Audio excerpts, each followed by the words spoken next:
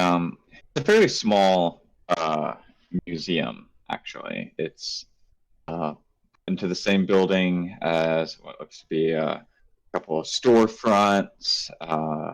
There's an apartment on the other side of it, and the museum is up on the second floor. There's a staircase on the front that kind of goes up from the outside to the second floor, and then on either side of that same staircase, you can see where another set of staircases are going downwards to like a basement floor. You guys realize that the basement ones are like there's a hat shop on the left side that sells like hats and fur coats and just really low lit and stuffy in there. And on the right side is utility and maintenance. And it's where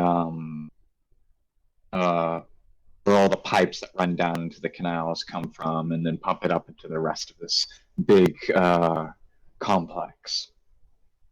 And the museum itself, accessible from that staircase on the outside, as you kind of walk up, having explored down on the left and the right and realized that the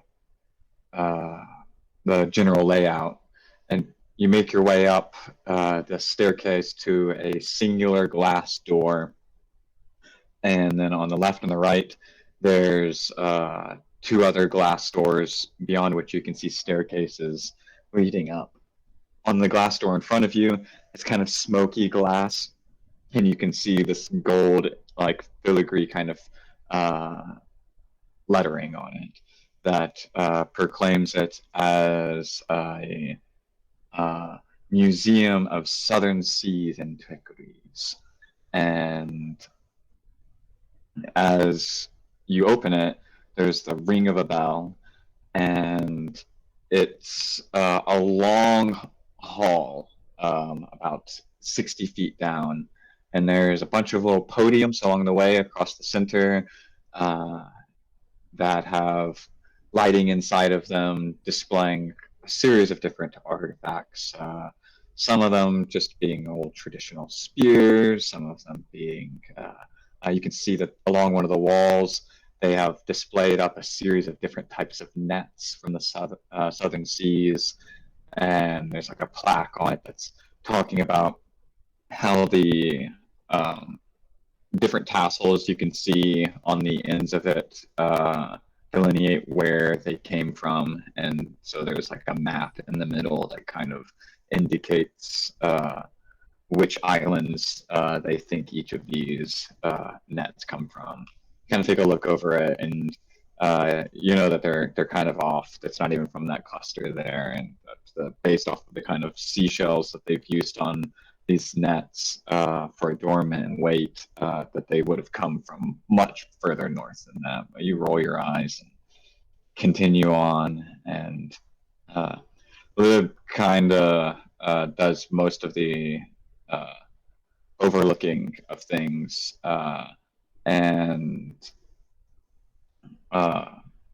then you guys manage to find the actual location of the artifact in question. And as you're kind of looking at it, this one is on the far wall, kind of the main piece, is this biome of sorts that's made to look a lot like some sort of swath of land in the southern seas. All the plants on the other side of the glass are plants that you're familiar with. And it's created this small little ecosystem on the other side, where you can see a multicolored kind of parrot. You can see a snake wrapping itself around one of the branches. And Dee, who had come with you guys, but had since her job had been she just really wanted to see the museum and didn't know anything about scoping a place out. The two of you had taken the left and the right downstairs to kind of scope out the hat shop and the waterworks. Mm-hmm. And Fee, who had been in here ahead, kind of comes back from the glass, going, "I've got an idea. I know exactly how I'm going to get it. Just leave that one to me." Oh, okay. She's gonna glance over and look up to see if there seems to be any type of visual, like trapping or kind of surveillance system within the area.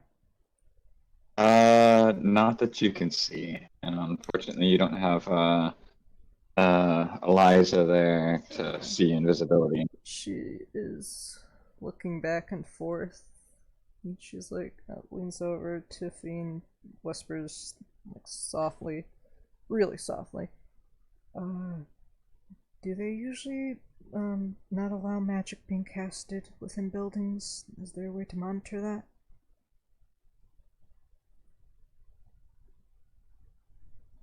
Um, I'm not really familiar with it, but I feel like I see people casting magic. Um, I don't know them. I uh, don't know anything about magic. uh, well, I mean, if Kind it, of silly living in Hearthstone, though, isn't it? I mean, magic isn't everybody's cup of tea. It's still really hard to wrap your mind around, and people have to go to schooling and stuff. I know people who've learned about magic, but that's just life experience, and if unless you have the urge to experience it, it's just something you observe far away. And she's scoping, and then she's just gonna walk back and forth to see if there's any guards nearby.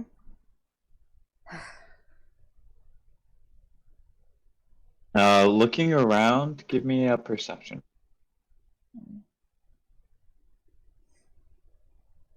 Okay, wrong person.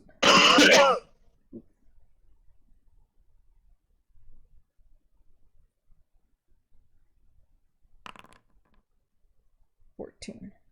I would have done 1d4. Sorry. Yeah, 17. You notice when you walked in, kind of like taking like a very slow pace, very deliberate in the way they're walking.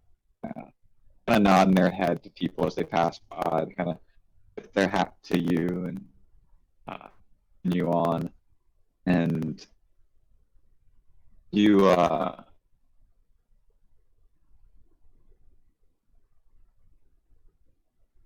notice as well that from that there's a mirror on one of the walls, right? Mm-hmm. Uh, and when you're walking past it, you can tell that the mirror is like flush into the wall, which is strange because usually you would hang a mirror on a wall, not like embedded into it, right?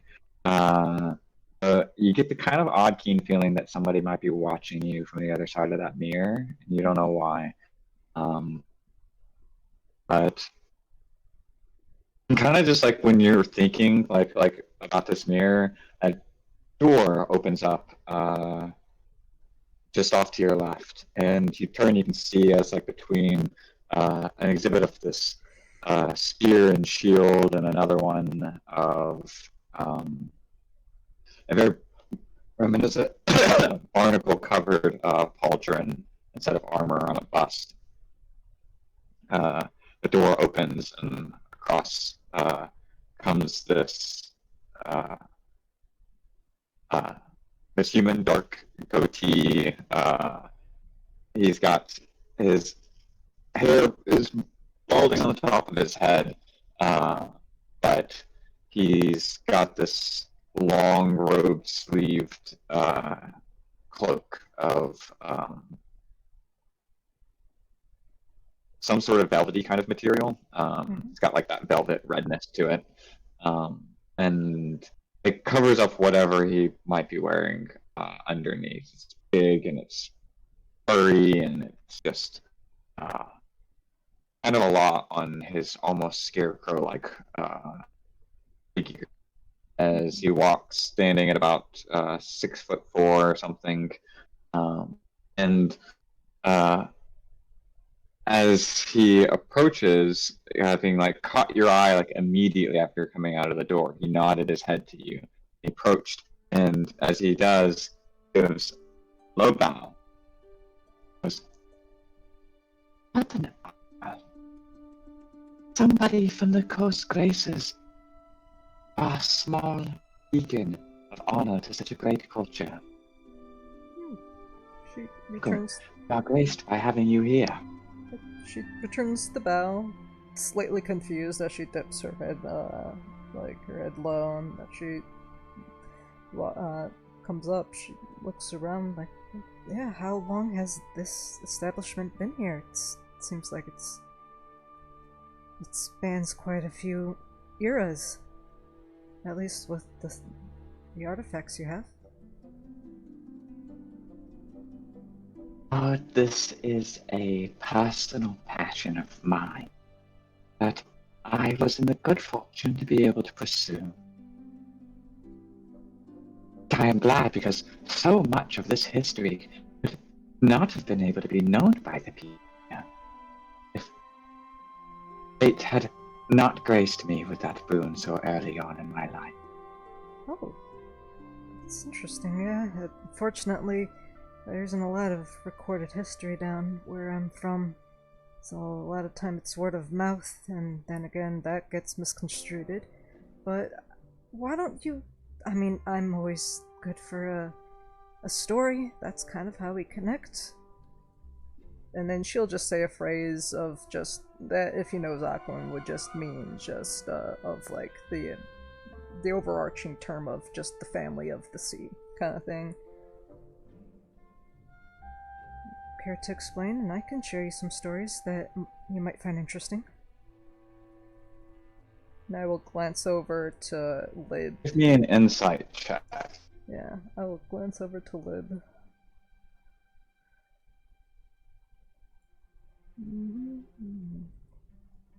As I scritch my bird. Just giving you like a need me to kill on my will look. Oh, 30? And he nods his head in deference when you speak in Aquan, but the kind of double blink he does reveals that he doesn't understand what you're saying. Okay.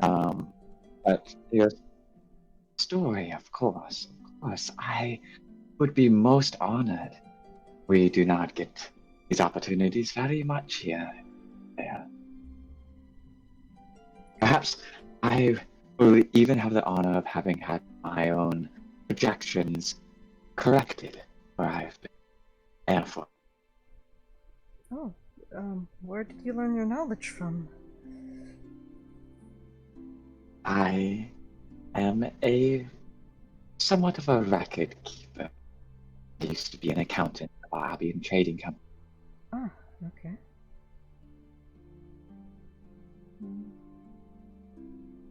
There are stories that can be told in trade as well as in myth, legend. Mm-hmm. Try and capture those stories. Stories of commerce. I'm like, I will call. I've attempted to track where these artifacts have gone through trade.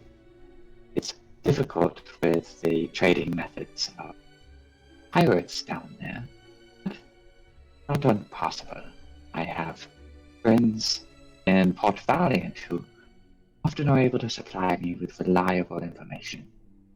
Through that information, I've managed to chart much of the spread, several of the early families that survived the bereavement. As you kind of like walk between these glass cases, you can see that there is much of what he does have there seems to have like a map behind the display case, and as he explains, you realize that what he's done is with each of the items that he has there,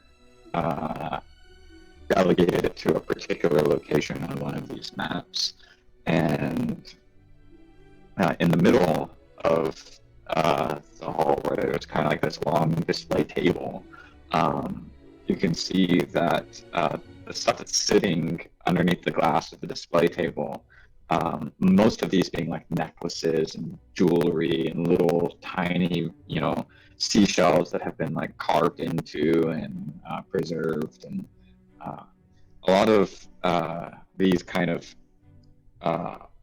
obscured at first the fact that the map in the center of it is actually a map of the entire Coterie coast, and it's displaying, now that he's explained that he tracks the progression of these tribes, his kind of, I guess, plotted map of where families went after the bereavement goes. He points down at the table and he goes, "Normally we only do this on Fridays, but normally we don't have an honored guest." And for Friday, my settings. Yeah. Yeah. Yeah. Hannah will just hold her hand out like, "Oh, no, please, you flatter me so, but let's..." But she nods for him to continue. Do any of these necklaces look of any importance in terms of like the shells? Do I know if they're, or like anything of it, does it look like it has more meaning than what? Give me a religion check.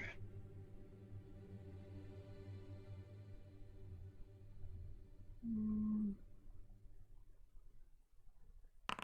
10. You see familiar symbols, but many of them being just depictions of the various constellations.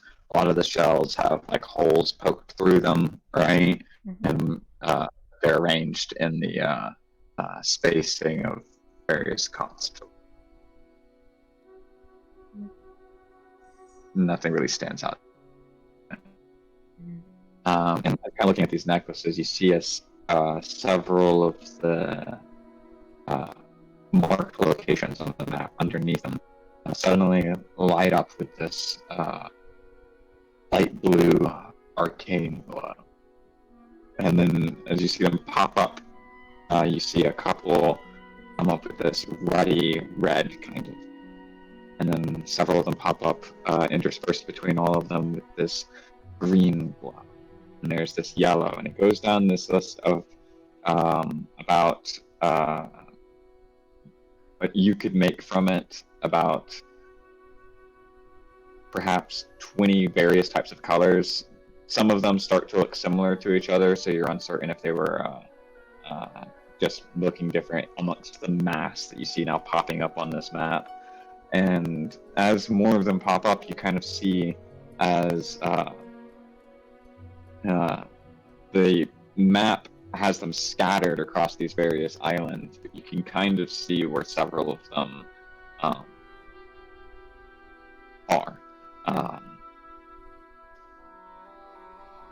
You watch as several of them kind of start to merge into each other, and they kind of pool towards the center of this map. As you do, you see the map itself, the inked islands of the Coterie coast, begin to kind of move towards each other. And the twisting Ico's wrath in the center becomes this kind of bluish, blackish glow of ink that ends up tightening and tightening until the islands end up all collecting into 3 large land masses. And you can see, as well as the pinpricks of light have fallen down to 12 colors.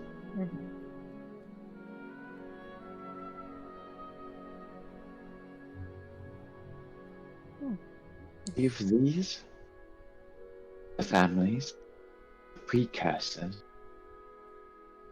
and a few vested guardians.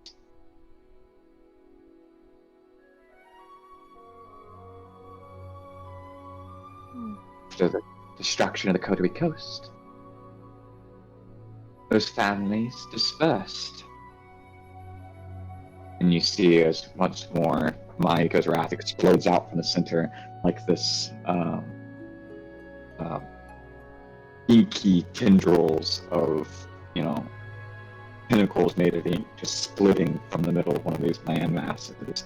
And as it does, it twists and all of things get cast backwards out. Now, you see the land masses once more settle into the arrangement that you're familiar with. The color and all the lights kind of separated out to their individual areas and blinked out. Yeah, I was nodding at this, tilting her head back and forth every so often. Well, what are your theories about what these 12 families were doing? You said they're most likely guarding things. I mean, there's a large portion of history that most of us tend to forget. And there was a lot that was happening on in that time, and my lineage, most of us, the Water Genasi, came up a little bit afterwards to help protect the chaotic nature that was going on. A few families happened before it, so, I mean, as I said before, not a lot got written down, but what has your research kind of opened to? She winces at her beautiful way of words. My research is dependent on projections of data and not conjecture. Oh. I do no names to attribute to these original staff. There's strong mathematical indication that they numbered so. Okay. I mean, I would love to have any artifact that were to be able to name original.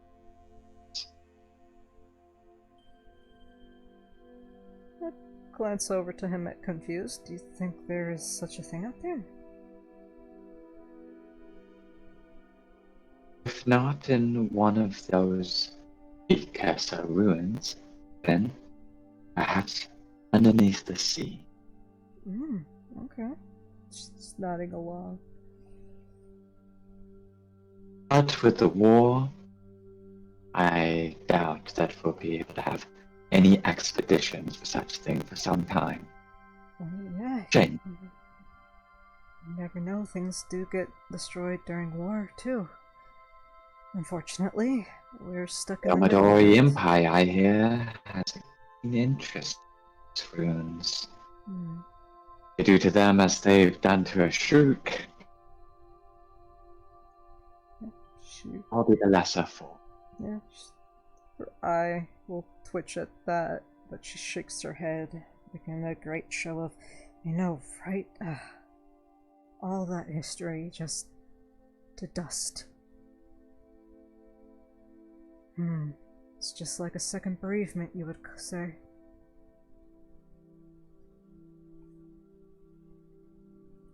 I should hope not.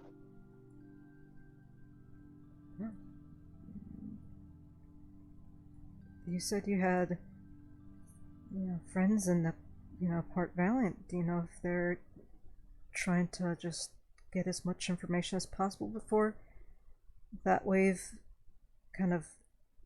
Then she stops, knowing that he's not familiar with the terminology until, everything settles down. I do wish for our history not to get ruined by all of this commotion.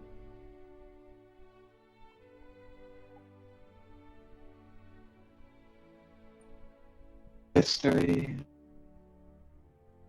fortunately, I ever survived. He's not fully in.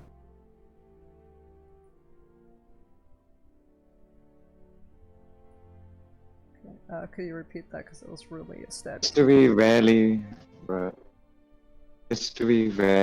survives war. At least not fully. Exactly. Well, she glances around. Anything, there's so much that I have to ask. Anything else you're willing to at least show me before you go back to your, I'm sure, of a very strenuous schedule? I am willing to talk with you about every artifact until the sun comes up tomorrow. However, I would be lying or deceptive if I were not to admit that I know who you are. Everybody in Hearthfire back. It's not every adventuring company that gets to meet me. And with our discussion of how history being lost to war is such a shame, I was hoping that perhaps over the evening you and I might come to another reign. One in which, if during your adventures you were to recover or save such lost histories related to the Coterie Coast, I mean, assuming you are here. He looks at you, or like moving further that assumption. She glances over. I mean,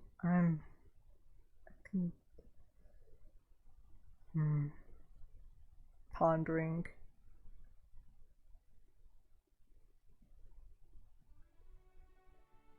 Can think about it. I don't know where the tides will take me, but I will assure you that if I do come across something, I will guard it with my life. Hopefully time will be kind so that we can meet again to discuss such things.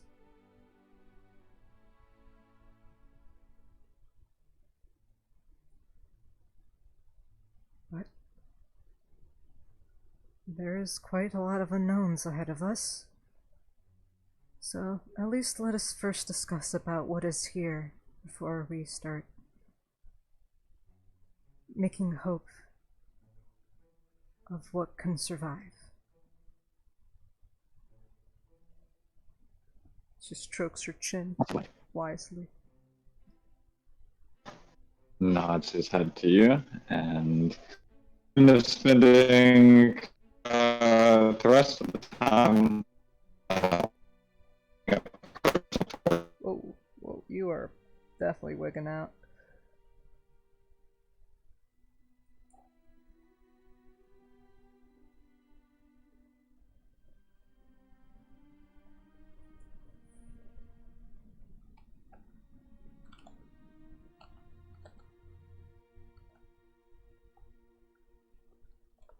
Yeah. No, I think you. I came back right as he crashed. No. You going anywhere, or is it just his internet? Well, I think internet, methinks. Is the internet. Okay.